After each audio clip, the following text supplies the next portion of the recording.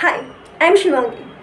School ડેઝથી બધા જ મને શિવ શિવ કરીને બોલાવે છે, પણ મારા પપ્પા જ મને શિવાંગી કરીને બોલાવે છે બસ. એન્ડ યુ નો વોટ, મારા પપ્પા જ મારા બેસ્ટ ફ્રેન્ડ છે.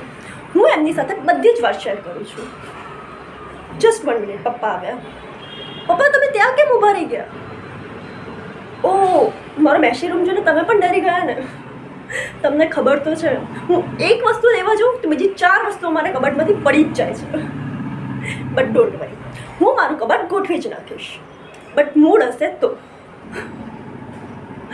પપ્પા, આજે આઈસ્ક્રીમ ખાવા જોઈએ? તમારા પ્રમોશનની પાર્ટી બાકી છે? યે તો ડન. ઓફિસેથી નીકળ્યા પછી મને તરત કોલ કરજો, તો હું સીધી આઈસ્ક્રીમ પાર્લર પર પહોંચી જઈશ. મેરેજ પછી બધું જ બદલાઈ જાય છે. હું કેવી નટખટ હતી અને હવે મારે ધીર ગંભીર થઈને ફરવું પડે છે.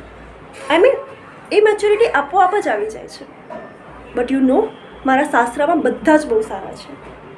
બધા એટલે બધા નહીં. અમુક લોકો છે જેમની સાથે મને નથી ફાવતું.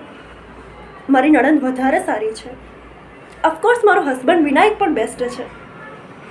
એ મારી લાઈફનો નાયક છે. I mean hero.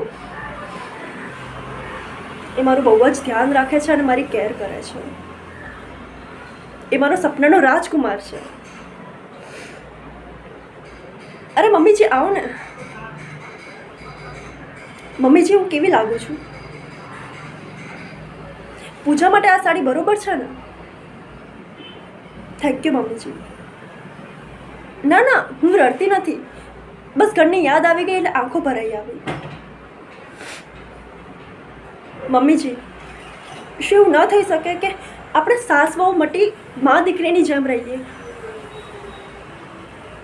મારી મમ્મી બહુ જ નાનપણમાં જ મને છોડીને જતી રહી, અને આજે તમને જોઈને એવું લાગે છે કે મને મારી મમ્મી પાછી મળી ગઈ છે.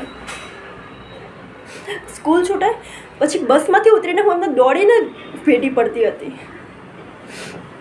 અને આજે મને તમને જોઈને એવું થાય છે કે હું એ જ રીતે તમને ભેટી પડું.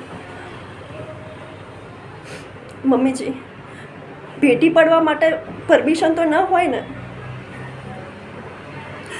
હું પ્રોમિસ કરું છું કે તમારી જેમ હું આ ઘરને એક તાંતણે બાંધી રાખીશ.